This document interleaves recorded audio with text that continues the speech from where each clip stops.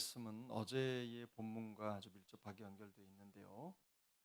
어제 읽었던 7장에 있는 예언, 그러니까 북이스라엘과 남유다에 관련된 예언이 좀 더 구체적으로 실현되는 것이라고 하는 내용을, 그 광경을 묘사하고 있습니다. 하나님은 남유다의 아하스 왕에게 아람과 북이스라엘의 연합군을 두려워하지 말고 하나님을 믿으라라고 말했습니다. 결국 하나님께서 그 아람과 북이스라엘의 연합군을 심판하시고 또 그들을 치실 것이기 때문입니다. 하나님은 이사야에게 그 내용을 이제 구체적으로 보여주시는데 하나의 큰 서판이죠. 요즘으로 말하면 일종의 플랜카드입니다. 큰 플랜카드에 이제 누구나 다 볼 수 있도록 거기에 마헬 살랄 하스바스라고 하는 말을 적도록 하셨습니다. 그리고 그 글을 적은 다음에 얼마 후에 이사야가 아이를 낳았는데 하나님은 그 이사야에게 그 아이의 이름을 마헬살랄 하스바스로 지으라고 말씀하셨어요. 근데 이 마헬살랄 하스바스의 이름이 무엇입니까? 뜻이 무엇이냐면 과거의 군사들이 어떤 적과의 전투에서 이겨서 그 적진을 취하게 되면 그 땅에 가서 전리품들을 취하는 그런 전통이 있는데 얼른, 그러니까 빨리 약탈하고 재빠르게 그것들을 처리해라, 이런 의미가 담겨져 있는 군사 용어입니다. 그러니까 이런 일들이 아주 순식간에 일어날 것이라고 하는, 하나님의 심판이 순식간에 일어날 것이라고 하는 것을 말씀해 주신 거죠. 근데 하나님이 이 이름의 뜻을 설명해 주시기 전에 이사야에게 아이를 낳아서 아이의 이름을 이렇게 지으라고 말씀을 하셨어요. 근데 이사야가 놀랍게도 하나님께 하나님 그게 무엇입니까라고 묻지를 않습니다. 근데 여러분들 이 이사야의 행동을 가만히 보시면 하나님이 그에게 말씀하셨을 때 이사야는 그 이름의 뜻이 무엇인지 묻고 궁금해하지도 않습니다. 중요한 건 그가 하나님의 말씀을 듣자마자 그 들은 말씀 그대로를 그렇게 행했다는 겁니다. 그래서 이 이사야의 행동 하나는요, 남유다와 북이스라엘 하나님의 백성들이 하나님의 말씀을 받았을 때 어떻게 반응해야 되는지를 선명하게 보여주는 실예가 되고 있는 겁니다. 지금 이스라엘과 북이스라엘의 그 남유다의 문제는 바로 이렇게 하나님의 말씀에 반응하지 못하는, 하나님의 말씀을 온전히 순종하지 못하는 데서 오는 문제를 겪고 있는 거죠. 그래서 본문을 보면 이 이사야가 하나님의 말씀을 그걸 묻지 않고 따랐을 때는 이유가 있겠죠. 왜 그렇습니까? 말씀드린 대로 하나님은 항상 옳으십니다. 항상 옳다고 하는 생각을 마음속에 믿음을 갖고 있기 때문에 이사야는 하나님의 말씀을 거역하지 않습니다. 그래서 우리가 이미 알고 있는 대로 이전 본문의 묵상을 통해서 이 남유다의 이 아하스 왕은요, 하나님의 말씀보다는 자기의 지각과 판단을 따랐습니다. 근데 이런 모습이 사실은 북이스라엘도 똑같았죠. 그래서 결과적으로는 같은 결과를 얻게 되는데 하나님의 말씀을 따르지 않고 자기가 읽은 세상에 자기가 또 결정한 대로 그렇게 행동을 하는 거죠. 그래서 오늘 보면 1절부터 4절까지의 내용은 우선은 북이스라엘과 아람의 멸망에 대한 예언을 다루고 있는 겁니다. 그래서 지난 7장 16절을 보면 하나님은 임마누엘이라고 하는 이름의 아기가 선과 악을 다 분별하기도 전에 그런 멸망이 그 두 나라가 황폐화될 것이라고 예언을 했는데 오늘 보면 4절을 보면 이사야가 낳은 아이가 아빠 엄마를 말하기도 전에 그런 일이 일어납니다. 여러분, 아이가 엄마 뱃속에 10개월을 있죠. 그리고 나서 자라서 엄마 아빠를 할 정도가 되려면 최소한 돌은 지나야 되지 않겠습니까? 그래서 그 나이를 합치니까 한 1년 10개월, 대략 한 2년 정도의 시간이 흘러가는데 지금 하나님께서 이 북이스라엘과 아람의 군대를 무너뜨리실 때 그 시점이 바로 그렇습니다. 말씀하시고 한 2년 정도의 시간이 흐른 다음에 실제로 아람과 북이스라엘이 무너지는 거죠. 그래서 6절은 또한 보면은 이 백성이 천천히 흐르는 실로와 물을 버렸다 이렇게 말씀합니다. 여기서 말하는 이 백성이라고 하는 것은요 북이스라엘과 남유다를 함께 말하는 것입니다.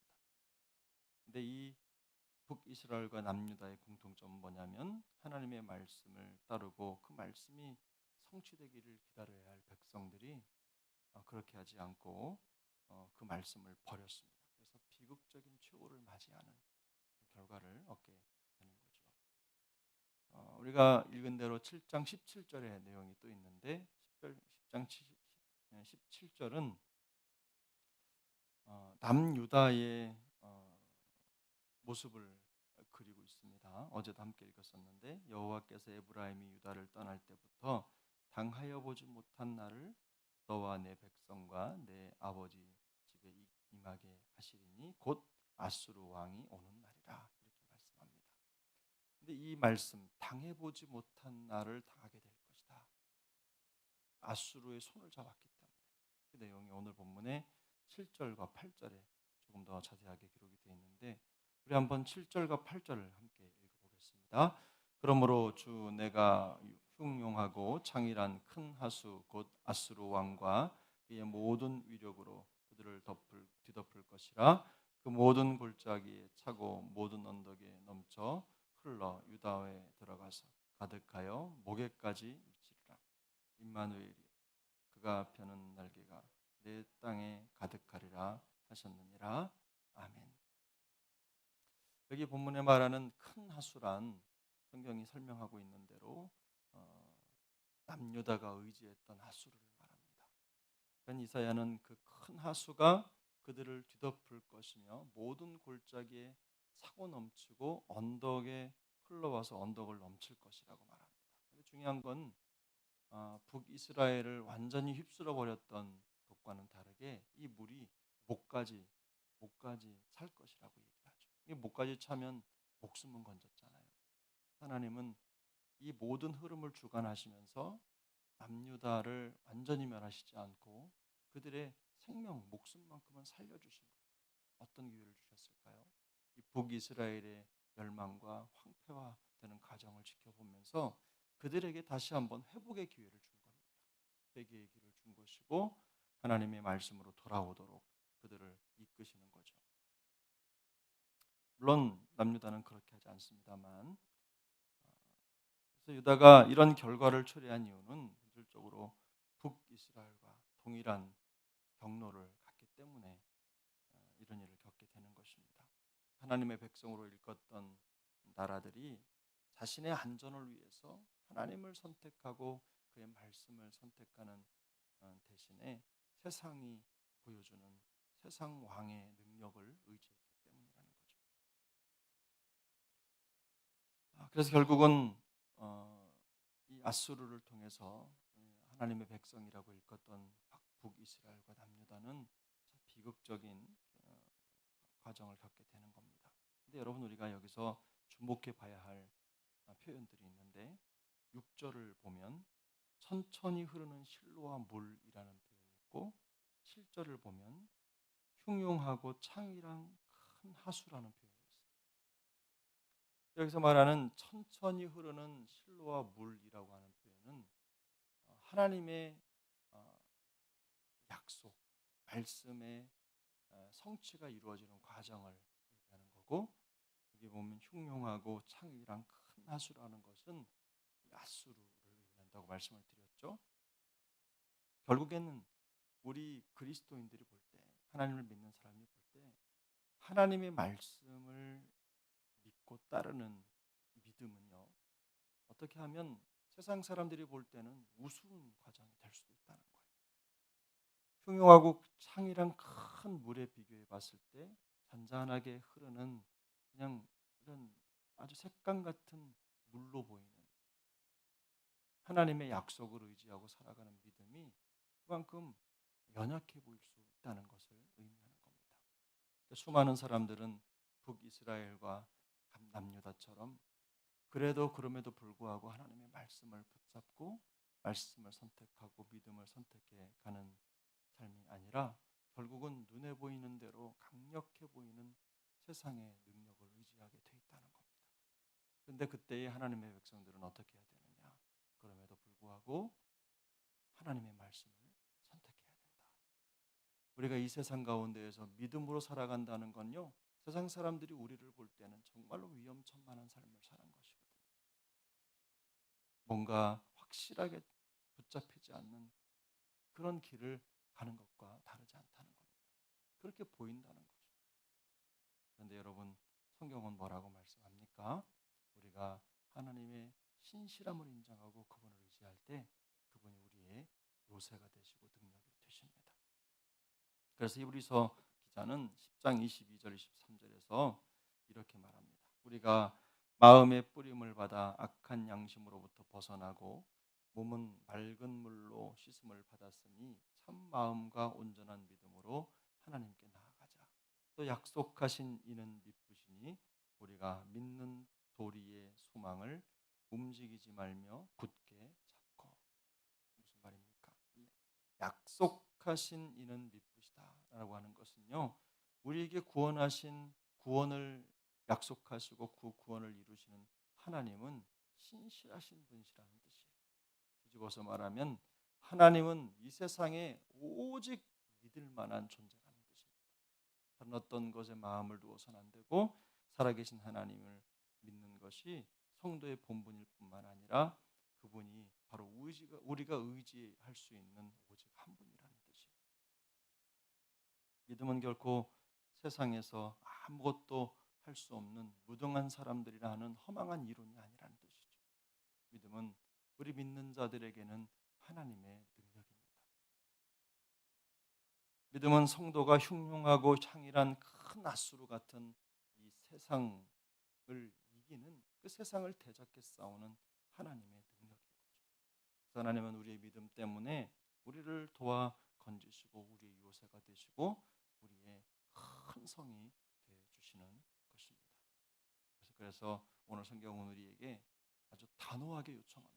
모든 상황 속에서 말씀을 선택하는 믿음을 가지라. 믿음으로 살아라.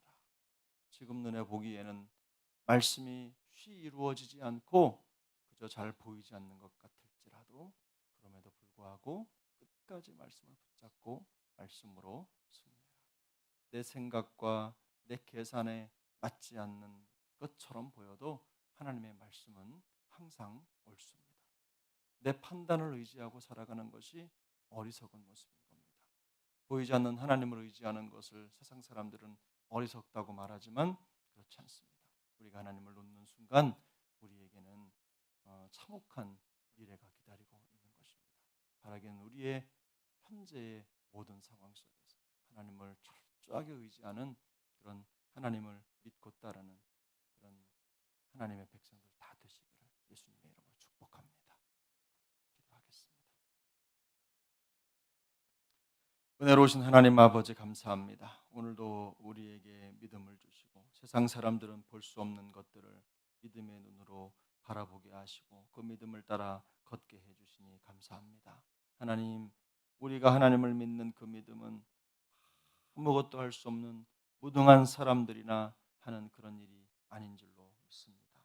하나님, 오늘도 우리에게 실제적인 믿음을 주시고 의인은 믿음으로 말미암아 살 것이라는 성경을 이루어드리는 우리의 삶의 여정이 되게 하여 주시옵소서. 모든 상황 속에서 하나님의 말씀을 선택할 수 있도록 마음의 탐욕을 주시고 하나님의 약속이 조금 늦어지는 것 같아도 내 생각보다 하나님이 항상 옳다는 것을 마음속에 기억하게 하시고 또 우리의 계산에 따라 신앙생활하기보다는 하나님의 말씀을 따라 신앙생활하는 우리 모두가 되도록 은혜 베풀어 주옵소서.